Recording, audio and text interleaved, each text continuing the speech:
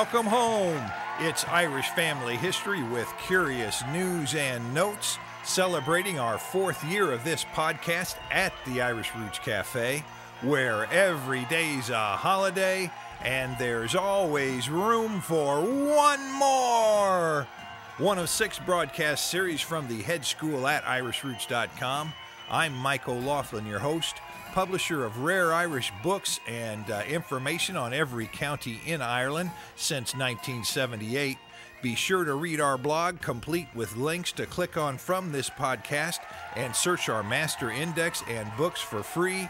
Molly, wet the tea. Katie, bar the door. Sweeney, clear that floor and bring out the Irish dancers. It's time we get this show on the road. Well, it's show number 148. And among today's topics at the head school at irishroots.com, the family name of the day is Flaherty. Number 2, families descended from the Sodhan or the Sodhan. Number 3, Irish newspapers online. Number 4, Irish records by county going online. Number 5, 9,000 errors are in this very successful Irish book. How did it make it?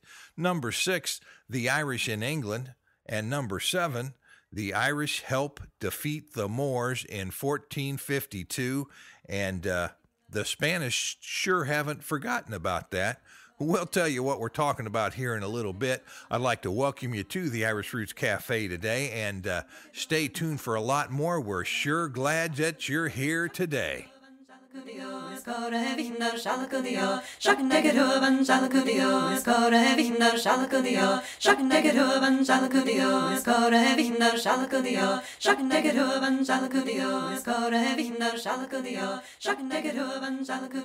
Well, we've got a few notes this week. Let's see what's happening here at the cafe. Number 1, and of course it's very important to wish you a very happy St. Patrick's Day, and that's to everybody across the world. It seems like we discover more and more people all the time, and I'm getting a whole stack of Spanish connections one way or another, even all the way to America, and the Irish here, and the Irish in Spain, and St. Patrick in Spain. More about that later. Number 2, how am I ever going to get back to the Irish Song and Recitation podcast? And what about the Irish in America podcast? I've got some things ready to go, but I haven't had time to put them in a format, and that's a perplexing problem. So keep those memberships coming in and keep buying those books. Maybe I'll find a way to get over there and do it, because I sure do enjoy it. And maybe that way I can take a week or 2 off and get those shows done for everybody. Remember that I've got 2 different forms of this podcast. And that's one is just like audio, just like a radio show, just the sound. And the other is an enhanced podcast with photos and links that you can click on while you're listening to the show. And you can go to places I'm talking about or places that might be of interest. And both are available at either irishroots.com or at iTunes. You can take your choice. And then, of course, we still have that little blog reader. If you go to our blog, you can press on that Listen Now button, and a computer will read the blog to you. I'm still not sure if that's very good for us or not, but take a listen, and if anybody uses it, let me know, and we might leave it on there. Here comes the 1-minute podcast.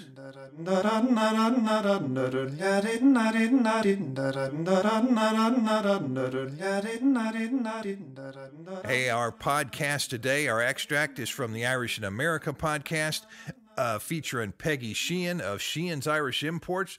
Let's hear it now. Pardon me. I want to leave you this leaflet here. Good. And I think we'll be going on our way. Thank you very much for the tour. And on one side of the street were all the Irish, and on the other side of the street were all the Germans. Other nationalities. 47,000 Polish just came into Dublin to help out for the menial job. They just bury them the next day, and you don't ask anything else.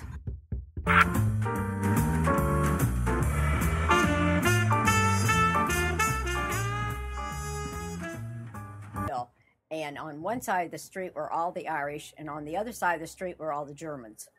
And that's how we knew that those people never said anything. They sat on their swings and swung back and forth and watched us. And I always thought about it later, and so I said to my mom, I said, those people never ever spoke. They just sat on their swings and watched us. She said, I know. We entertained them on the other side of the street. The Irish did. It was a line down the middle of the road. Oh, well, you would think so. But they never spoke to us. We never spoke to them. It was just they sat on their porches and on their swings and watched us. Well, isn't that interesting? How long ago would that been? Well, gosh, I was like 6. Yeah. So that 6 years old. So we knew that the Irish were pretty particular people and wonderful people, and they were. All the cousins were down one street and down the other street. Oh, yeah, we had all of our families. Well, what about when, as you started growing up, did you do anything that was particularly Irish or that the Irish did, or was it more American? What? I just remember all the funerals. Yeah, Irish funerals. Funerals. Irish and wake. All the drapes were pulled back and the caskets in the window, and we'd run around, play, and everybody, was having the wake and forever in their houses. And so we'd jump up on the stool and look in and jump down and run outside. I mean, we just thought it was just a big party. That's right. That's what it became. We didn't know anything about death. We just knew that was a good. Well, that's it for the 1-minute podcast excerpt. Thanks a lot to Peggy for that. And the whole interview is on the podcast series. Now it's time for the book of the day.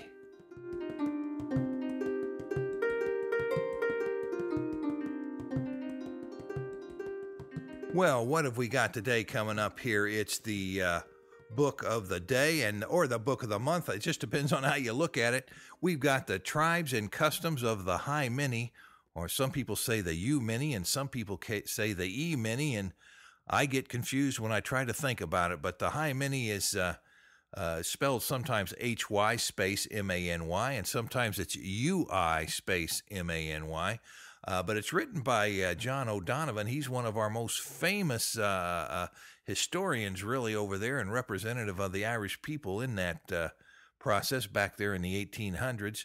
And this is a very rare work, and it's hardbound, and it's The Tribes and Customs of the High Mini in Ireland. And it's a scholarly work, and it was written in the 19th century. And you'll see in the version we redid anyway, it's in both the Gaelic language, that would be the Irish language, and the English language in the same book. One side of the page, one page is in Irish, and then the page to the right or the left, the opposite page is in English. So you can read both versions if you have mind to, or if you're not bilingual, you can just read the version of your choice.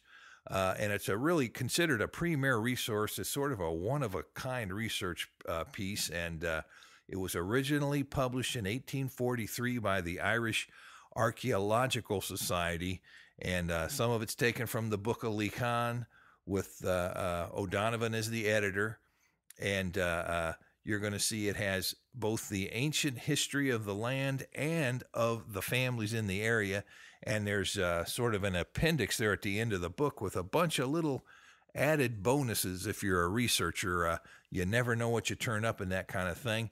And it includes notes and pedigrees in particular on the families of Madden and Kelly and Mannion and Keogh and Coulahan and Donnellan and Naughton and Mullally or Lally. And it also has the families of the Sodhan or the Sodhan, depending on how you're reading that. And those families, of course, were Mac Ward, sometimes made shortened to Ward, and Scurry and Lennon and Cashin and Gillis and McGinn and Dugan. And boy, I tell you, the final word is this volume covers the territories of County Galway and County Roscommon in depth as no other. For more about the book, we've got a link on the blog. It's also on my webpage. And remember, we've got a blog reader, a podcast, and 2 forms of the podcast. You got all kinds of choices.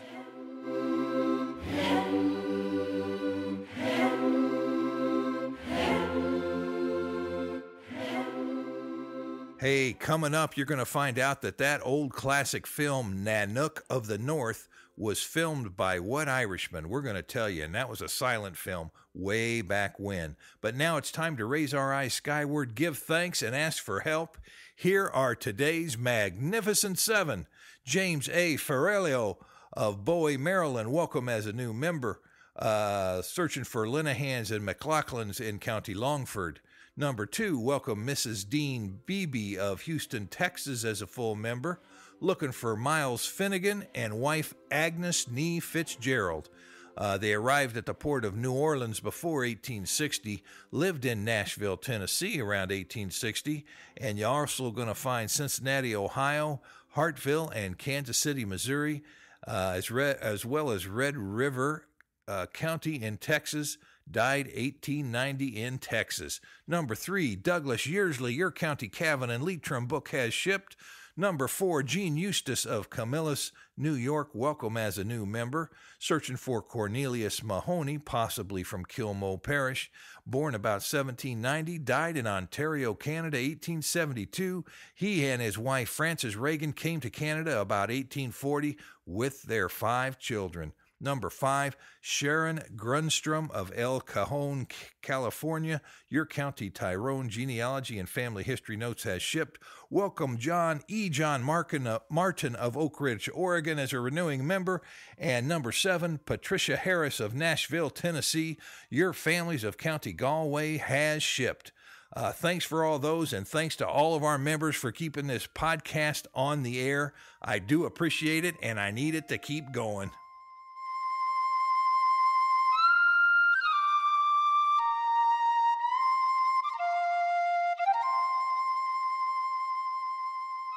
Well, now it's time for the Irish family name of the day, and it's going to be Flaherty.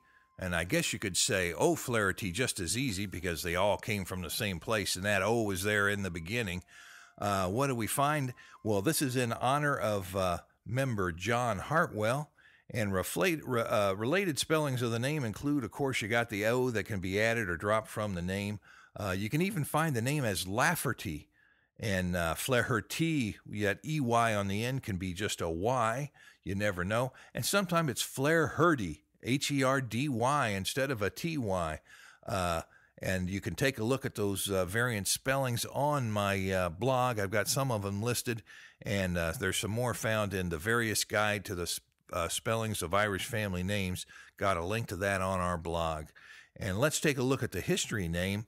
It says, from the ferocious O'Flahertys, God defend us. And that was a motto displayed in Galway by the enemies of the O'Flaherty clan, some of the more civilized families perhaps that were merchants and might have had ties to outside influences. But O'Flaherty's castle at Auganure near Galway stood as their stronghold, and we've got that castle on one of our videos today, and it remains standing today. And in the north, you're going to find spellings of Laverty and Laherty found. And that's due to a different pronunciation up there north. That's true even today. You're going to find, even if somebody sings some songs, you're going to see they sing them with a different accent up north than they do down south. And in Donegal, the head of the family was known as the Lord of Aileach, and was said to be the Tanist of Tyrone, according to the Four Masters. And you never want to doubt the Four Masters, do you? This family was likely of separate origins from the Galway family, and maybe DNA has come and explained all that to us. I don't know. Now, we keep looking here from the Book of Irish Families, Great and Small, and you can see that Clan Flaherty of the Swords is also mentioned in Keating's History of Ireland, along with some more information. And my research has also shown that there's a constant feuding in the old days between O'Connor and Burke and the O'Flaherty in Galway. Now, the Joyces, that family, they formed alliances with the powerful O'Flahertys, and wasn't it Grace O'Malley herself that actually once married a Flaherty? I don't know if that ended up happily or not. She went through quite a few, I believe. Now, if we take a quick look at the Irish family coats of arms from the Irish Book of Arms, yes, sirree, O'Flaherty is in there, and the arms are also illustrated along with the blazons of the name, and you're going to see 2 battling lions and a hand cut off at the wrist and a boat with 8 oars. There's a lot of symbols in there, and that hand cut off at the wrist is an old Irish symbol. We're not exactly sure what legend that refers to, but a lot of people think they know. Now we're going to move on to the Freemaster Index.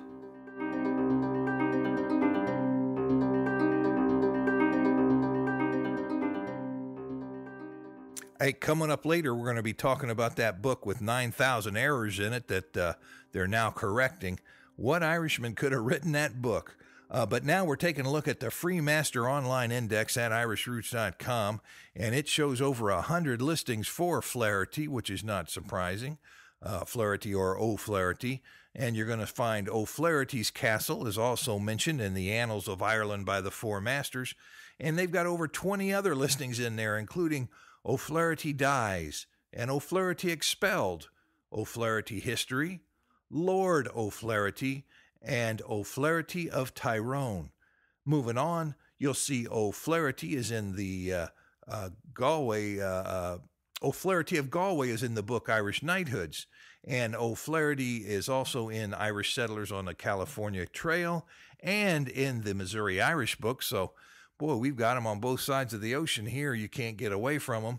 And in several of our county books, you're going to find Flaherty, and that includes Galway and Kerry and Dublin, and the hits just keep coming. So the problem isn't finding Flaherty, it's getting away from all those Flahertys that you're not related to and finding the one that you are related to. And you can use that index for your name too. And hey, what time is it now?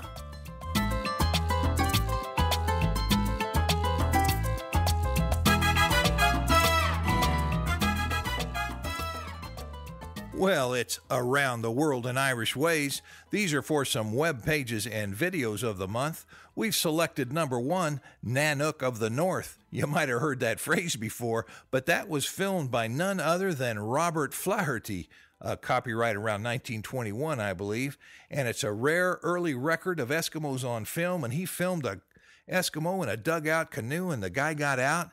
And then he got out of that little hole there that's in the top of the canoe, and then his wife climbed out from inside the boat, and then it looked like his son climbed out from inside the boat, and then a papoose climbed out from inside that little canoe. It was amazing, and finally a dog gets out of that little canoe. You might want to watch that video if you have an offbeat sense of humor or a historical interest. And number 2, we've selected Aughanure Castle, County Galway video, and that's the castle built by the O'Flahertys around 1500 on the shores of Loch Corrib. And number 3, James Joyce reading from Finnegan's Wake. Now, he's got a bit of an accent there. It might throw you a bit, especially if you're not a native speaker. But he's speaking in English. It just sounds a little different today. But that's James Joyce reading from Finnegan's Wake. More about that later. And number 4, Lorca, Spain.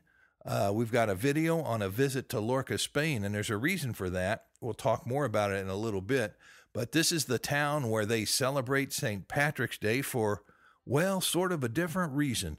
I got links to all of these videos on the blog, and you can also see links to our Irish video shorts on the blog as well. And that'll take you a little bit of time, but it'll satisfy some of your curiosity. And now what time is it? It's everybody's favorite, Curious News and Notes.